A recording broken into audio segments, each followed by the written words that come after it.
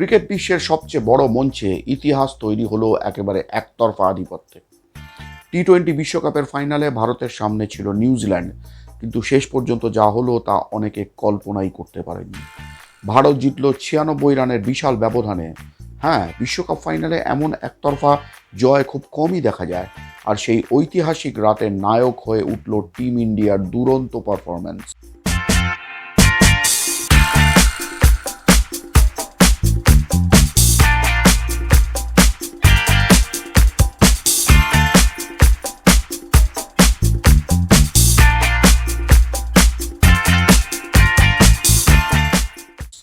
2 বছর আগে এই স্টেডিয়ামেই 50 ওভারের বিশ্বকাপ ফাইনালে হেরে হতাশ করেছিলেন রোহিত শর্মা, বিরাট কোহলিরা। মোটেরার 1,30,000 দর্শককে চুপ করিয়ে দিয়েছিলেন অস্ট্রেলিয়ান ক্যাপ্টেন প্যাট কামিন্স। নিউজিল্যান্ডের ক্যাপ্টেন মিচেল স্যান্টনারও শনিবার সাংবাদিক বৈঠকে এসে হুঙ্কার দিয়েছিলেন যে নরেন্দ্র মোদী স্টেডিয়ামের লক্ষাধিক দর্শককে চুপ করিয়ে দেবেন।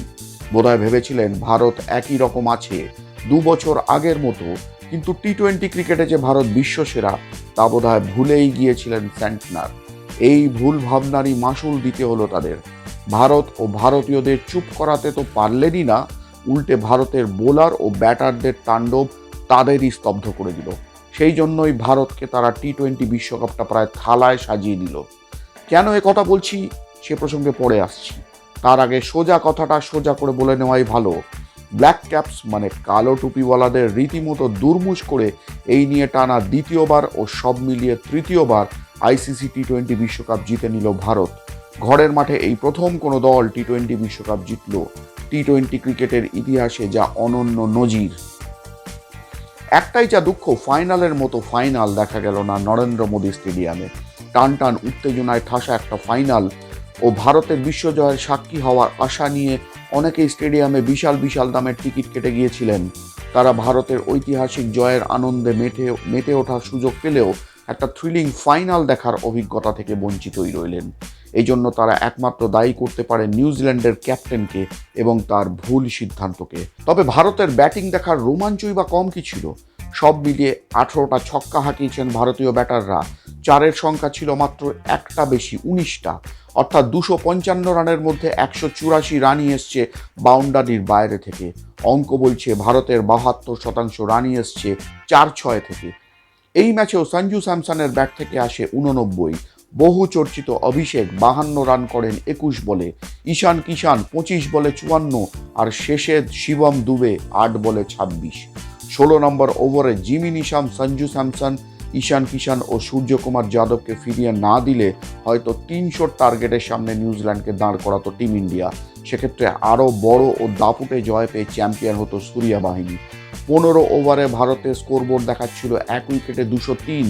16 নম্বর ওভারটা ছিল ভয়ঙ্কর, 3 উইকেট এবং একটা মাত্র রান। পরের 3 ওভারে 16 রান।